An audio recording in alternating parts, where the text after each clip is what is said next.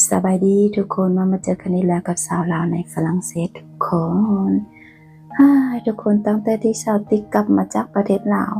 เวลาก็ผ่านไปไวๆ1 อาทิตย์ก็คือสาวติ๊กกลับมาจากลาวนะวันที่10กลับมาฮอดฝรั่งเศสวันที่10วันที่7มันบ่วันที่7เดือน4ลูกสาวติ๊กวันที่7เดือน4หั่นมันถือวันเท่าใดวันจันทร์แม่นบ่แล้วก็มาฮอดบ้านประมาณวันที่9แล้วก็ลุกไปโรงเรียน2 มื้อลุกไปโรงเรียนวันนั้นพฤหัสวันศุกร์แล้ววันนี้วันเสาร์วันอาทิตย์พักแล้วก็1 อาทิตย์อีก1 อาทิตย์หมดแล้วก็คือวันที่19เดือน4วันที่19เดือน4เป็นว่ากองเป็นฮอลิเดย์อีกแล้วทุกคนตอนนี้สติกำลังเซ็ตรถลูกสิเอาไปขายสิเอาไปขายเพราะว่าลูกบ่ใส่เสียได้ตั้งแต่ซื้อมาใส่2 เทื่อบ่เอาไปขายบ่ขายบ่ได้หลายดอกแต่ก็ขายแบบนี้แล้วอยู่ฝรั่งเศสอันใดที่เป็นตะขายเฮาก็เอาไปขายอันใดที่เป็นตะเอาไปห้างเฮาก็ไปห้างสินะแต่รถที่นี่อันพวกสติกว่าเอาไปห้างเขาบ่เอาไปห้างเด็กน้อยเอาไปห้างอัน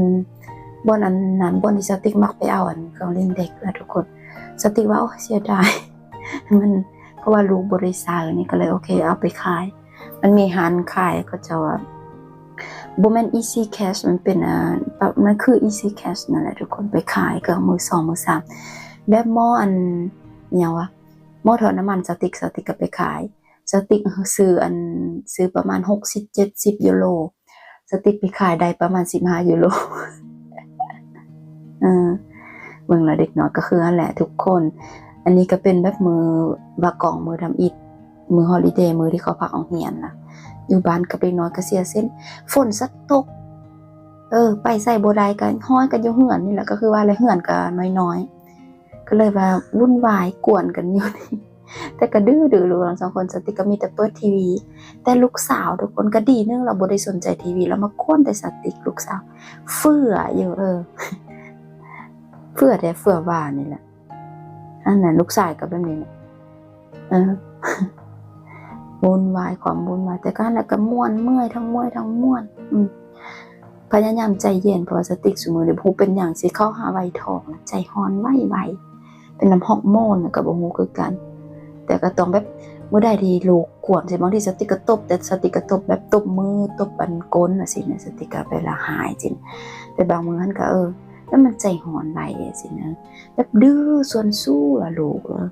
ก็บ่ยังบ่ได้เป็นความผิดของตัวเองเลี้ยงลูกคือกษัตริย์สติกเลี้ยงลูกไปตามใจลูกกายสินะ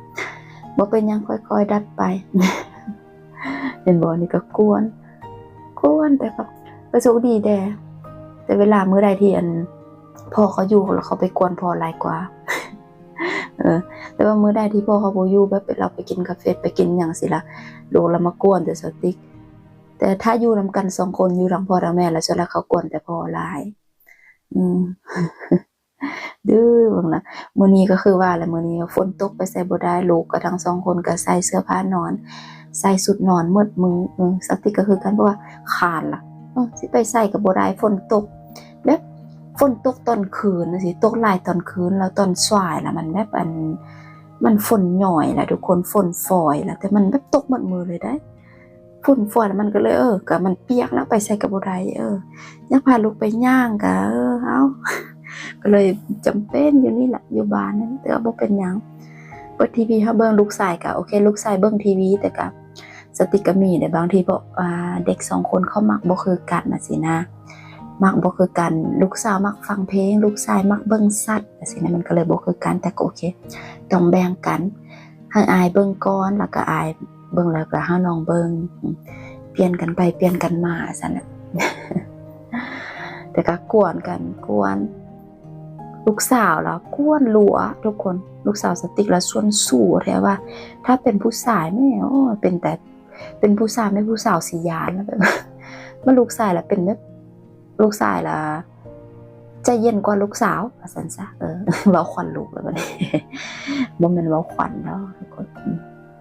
เว้าให้ทุกคนฟังซื่อๆเว้าคร่าวๆแต่ว่านั่นแหละเดินก็เบิ่งเอาลูกสาวมักลิ้นอันเจ็บแล้วทุกคนมักเต้นมักโดดเป็นตาเจ็บตลอดบัดกวนแต่อาย กวนแบบอันอายเพิ่นละบ่มักเลยอายเพิ่นสมมุติว่าอายเพิ่นลิ้นนั่นลิ้นสัตว์น้องเพิ่นแล้วก็ไปจับดึงจังซี่นะก็คือทุกคนลูกสาวสติบ่ฮู้ตังพันโลบ่อันเครื่องลิ้นจังซี่นะบ่ว่าเนาะเฮาก็แบบก็หัวเด็กผู้หญิงเขาก็ซอกเสืออันยามหาเครื่องพูดลิ้นผู้หญิงมาแต่ละเทื่อที่แบบอันไปซื้อเครื่องลิ้นน่ะซื้อเครื่องลิ้นมาลูกก็ต้องซื้อ2ของผู้หญิง1ผู้ชาย1แต่ลูกชายบ่เอาลูกสาวบ่เอาสิเอาของอายกินหยังคือกันถามดีดักโอเคมื้อนี้เจ้าสิกินหยังทั้ง2คนโอเคถามว่ากินหยังก็ตอบโอเคตอบกินคนละอย่างแต่เวลาเฮ็ดอาหารมาโอเคอายกินหยังล่ะก็ค่อยสิเอาของอายสิล่ะ โอ้เนาะอันแหละบางทีคือว่าแล้วเขาอยู่กับพ่อแม่หลายเฮาตามใจแล้วก็เลยว่าเป็นกษัตริย์ซ้ำสติกำลังมีแผนก็คือว่าเริ่ม6ปีบ่เลยมีแผนกับอีก 2-3 ปีบ่ทุกคนก็คืออยู่พี่โรงเรียนสอนอีหยังล่ะมันเขาเจ้ารับอันตังเริ่มเด็กอายุละ6ปีทุกคน6ปีไปแล้วแบบลูกชายสติอยากไปเรียนแบบเรียนมวยเรียนอะไรอย่างว่าอย่างเขาเอิ้นอิหยังจุ่มบ่คือกันจูโดจุ่มอย่างประมาณเรียนมวยซะเรียนป้องกันตัวเองจังซี่นะทุกคนแต่เขาก็ต้องได้ท่า6ปีลูกสาวคือกันสติอยากไปเรียนอยากไปเรียนฟ้อนอยากไปเรียนอีหยังที่ใจเย็นจังซี่นะก็เลยต้องได้ท่า6ปีไปแล้วบ่เป็นหยังท่าต่อไปเนาะก็คือว่าอะไรเว้าไปสิแล้วจมไปสิแล้วเฮาเป็นแม่จมเมื่อยก็เว้าเมื่อยแต่ก็เมื่อยจังได๋มันก็เป็นลูกเฮาแต่ว่าเดี๋ยวสิบ่ได้กอดลูกเด้อสติแค่คิดก็แบบแค่คิดมันก็เจ็บใจนะทุกคนเนาะถือว่าเฮาเวลาเฮาเมื่อยเฮาหายรู้สิแต่ว่าถ้าคิดว่าโอ้มื้อนึงลูกต้องย้ายแล้วลูกสิไปไกลเฮาสิแล้วถ้ามันบ่คิดสติบ่อยากคิดสติเป็นคนที่เซนซิทิฟกับเรื่องนี้หลายเป็นเซนซิทิฟกับเรื่องแบบครอบครัวสินะเป็นเรื่องความสัมพันธ์ครอบครัวสิหลายสติเป็นคนเซนซิทิฟเรื่องแบบเรื่องเองบ่ว่าสิเป็นเรื่องผัวเรื่องเมียสิทุกคนสติบ่มักเบาเรื่อง